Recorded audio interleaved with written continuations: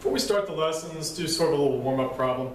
And what I would recommend is just stop this now and see if you can fill this in for tangent, get the ratios. Should be able to do it pretty quick if you're familiar with the unit circle. And then I'll go through it in just a moment and you can check to see if you did it right. For everything I do here, I'm going to use this identity. Tangent is the same thing as sine divided by cosine. I just think that makes things a lot simpler, so I'm going to kind of go with that. And remember that sine is a y value, cosine is an x value. So tangent is basically slope. It's y over x. And in calculus, you'll see more about that. So 0 radians, if I take the y divided by the x, that's 0 over 1, so that's 0. If I'm at pi over 2 radians, then it's y over x, it's 1 divided by 0. That's impossible, that's undefined. Or it's actually infinity, which when you look at the graph will kind of make sense why that's happening. So undefined at pi over 2, 0 at 0. At pi over 4, it would be the y over the x, so just 1, that's kind of the easy one. These other two are the most involving. They're not terrible, but they're a little more involving. So pi over 6 would be 1/2 divided by square root of 3 over 2. So you flip and multiply. We'll have to rationalize that, so 1 over square root of 3 becomes square root of 3 over 3. And then the reverse of that would be the pi over 3 tangent. So if it's a pi over 3, you switch everything around. This would be the y, this would be the x, just the opposite of that. So square root of 3 over 2 times 2 over 1. That one's a little bit simpler, it's just square root of 3. So generally I find these two aren't too hard to memorize. Square root of 3, square root of 3 divided by 3. That's the smaller angle, that's the smaller ratio. That's a bigger angle, bigger ratio. Just kind of remember that square root of 3 thing. It's not too bad. And these parts are usually pretty easy, undefined, 0 to 1. So if you can remember those 5 things, you've got it. So on to the official start of the lesson. So we're going to go through the other 4 remaining trig functions we haven't talked about yet. Sine and cosine are they're probably the 2 easiest. But once you've got those, understand how it works, everything else translates really well. So really the hard stuff was in those first 2 graphs, the sine and cosine function. And now that you've got the idea, the other ones won't be too bad at all. So we just did the first quadrant of tangent. Let's go ahead and get some of those points on here. At 0, tangent is 0. We said at pi over 2, it's undefined. We said at pi over 4, it's 1. At pi over 6, it's about 0.6 roughly, square root of 3 over 3. And at pi over 3, it's about 1.7, so a little bit higher up. And really you just end up with the reverse of these over here. This one's going to be negative square root of 3 over 3, negative 1, negative square root of 3. And you'll have another asymptote at negative pi over 2. So I'm not going to go through and do all the math. You've done the unit circle at this point.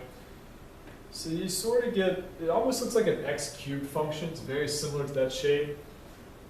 But that's what your tangent graph looks like. So the period for this is pi radians. That's one of the more unusual things about tangent. It's a little bit different. Sine and cosine took 2 pi radians to do a whole cycle.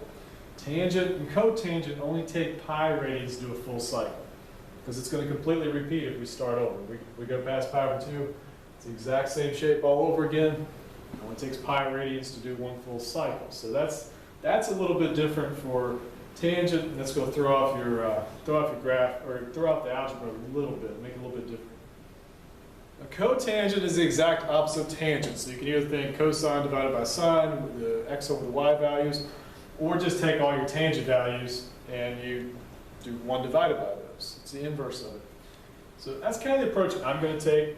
If we had 0 for the tangent of 0 was 0, then cotangent is going to be 1 divided by 0. So let me just kind of jot that down. If tangent of 0 equals 0, cotangent of 0 would be 1 over 0. 1 over 0, of course, would be undefined, so that'll be an asymptote. Now, pi over 2, tangent of pi over 2, if you remember, that was 1 over 0, so cotangent would be 0 over 1, so this will be 0. And then at pi, tangent was 0 again, so that'll be an asymptote for cotangent. And then let's look at the first quadrant, and we should be able to fill in the rest from there. So pi over 4 was 1 for tangent, so 1 divided by 1 is still 1. Pi over 6 radians, if you look at the triangle, how it's oriented, it basically is the same thing as tangent of pi over 3, so it's square root of 3 by 1.7. You can draw the triangle out and look at how it's x over the y. Same thing for pi over 3, it's what tangent would have had at pi over 6 radians, so it's square root of 3 over 3. It's a little bit smaller. And then if you go to the second quadrant, tangent values are negative, so it just kind of repeats. This is about square root of 3 over 3. This is about negative 1. And this one's about negative square root of 3. And it's basically the same shape, just kind of reversed. It's going to go down from left to right. And the asymptotes are from 0 to pi. Also period of pi, but this one's kind of shifted over 90 degrees, or pi over 2 radians. And it's got the opposite slope. It goes down from left to right instead of up. Cosecant is the opposite of sine. So to me, these aren't too bad. Just draw the sine and cosine graphs for the secant and cosecant functions. I think it's not too bad to do. So I'm just going to begin with a sine function here. Let's just get that down. So sine hopefully isn't too bad at this point. It starts at 0, ends at 0, 2 pi radians at 0, 0 again at pi radians. At pi over 2, we're up to 1. 3 pi over 2, we're down to negative 1. And of course, it would just repeat back over here. So let's get all those points drawn in. Get a couple cycles of the wave. Now, here's what I would recommend to you. Do that really lightly in pencil so you can go, so it's not really part of your graph. And what you can do to show something's not part of your graph is just make it dotted. And that's okay. If you have a dotted sine function behind your cosecant, I'm fine with that. That's usually what I do. I just kind of make it dotted. So it's like my guidelines of what to do next. Well, same kind of idea as everything else. Cosecant is the same thing as 1 over sine theta, or sine x in this case. So everywhere sine was 0, we're dividing by 0 now. So everywhere sine is 0, you have an asymptote. So let's get those drawn. So asymptote there, there. Asymptotes every pi radians. And then really the only thing I'm looking for your graph, everywhere you have a maximum or minimum for sine, a maximum for sine becomes a minimum for cosecant. And you just really draw these sort of, they're not parabolas, but they sort of have a similar shape to parabolas. And you just kind of put those in there. If you want to pick some points and verify why it's that shape, it's really, this will be 1 divided by, or let's do 1's positive. This will be 1 over 1 for the y value, so it's still 1. Once you get to square root of pi, or when you get to pi over 4, that was about 0.7 for your y value. So 1 divided by 0.7 puts you up about, I don't know, 2 point something. And the smaller number you divide by, the bigger the outcome is going to get. So that's kind of generalization of what's happening there. For secant, I would do kind of the same approach. Get a cosine, draw them in, and then we can fill in the rest pretty easily. So hopefully at this point, cosine's pretty easy to do. You know, it starts at 0, 1, goes to 0, goes to negative 1, back to 0, back to 1. We go back this way, kind of mirror images what we just did. So a cosine function looks like that. Now again, cosine is not really my graph, it's just sort of my guideline. So I'm going to go through here and make everything dotted, because that's not technically part of my graph. So if you leave it solid, that's wrong. Once we start putting other pieces in here, it wouldn't be a function. So it needs to be dotted to show it's kind of what you don't even have to keep it in there, but just don't make it dark and make it look like it's included in your graph. It's not part of your final graph. So basically same logic. Everywhere cosine was 0, we're going to have an asymptote.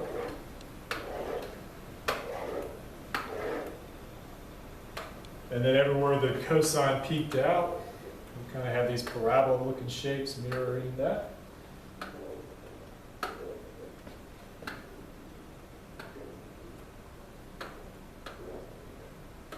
And that'll do it. And basically, the hardest stuff on here is going to be getting your x-axis marked correctly, spacing everything out, getting your phase shifts, periods, all that stuff done correctly. But again, if you did it fine for sine and cosine, these will be real easy. Because you just do the sine and cosine again, and then just put your asymptotes and these kind of parabola-looking shapes in, and that's it. That's all I'm looking for. I want to run through a tangent graph with you because this is probably the most challenging thing to do in the whole section.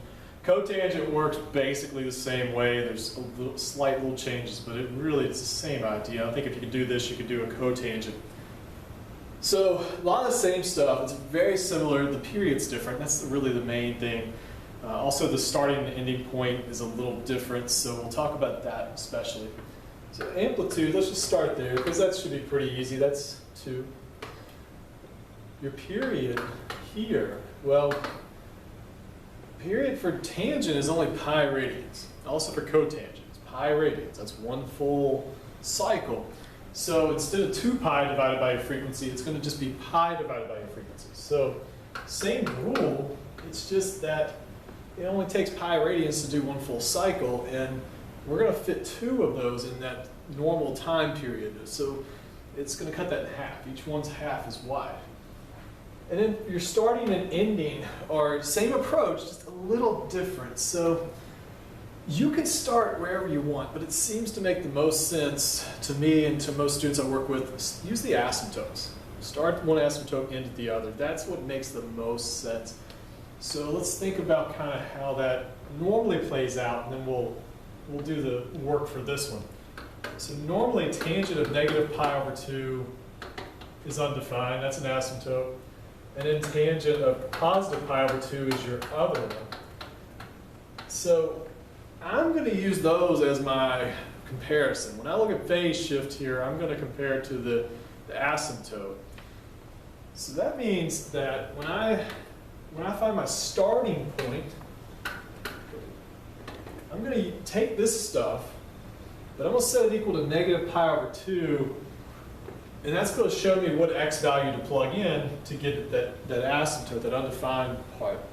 So that's the way I would approach it. So 2x minus pi over 4 equals negative pi over 2.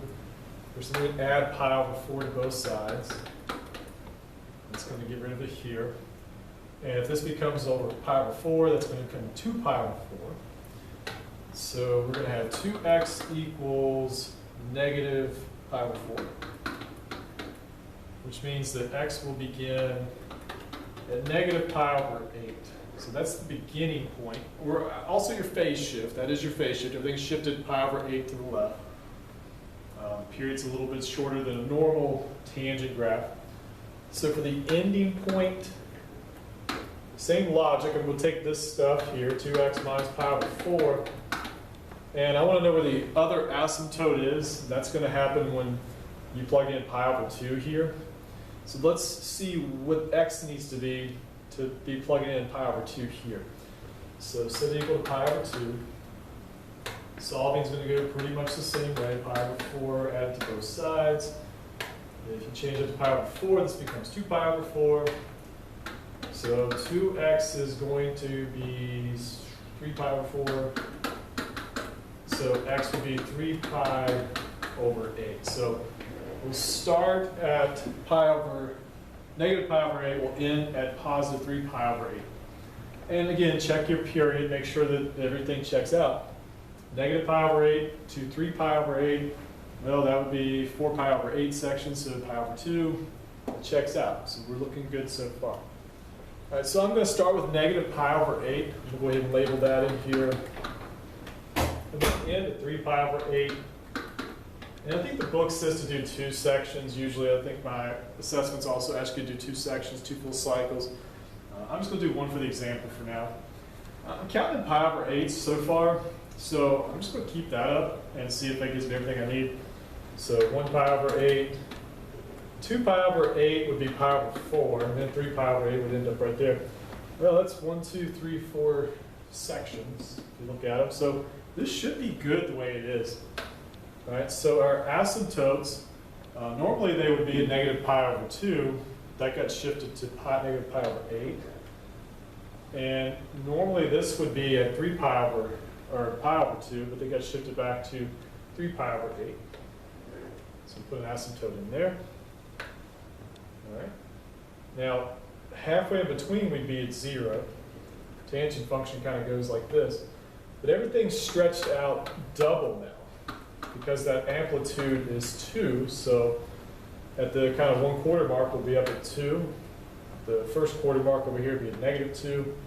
And that's really the main thing I need to see, just kind of get the overall shape from there. But if you got the asymptotes, the middle point, and each quarter mark, that's really all I need to see on your graph.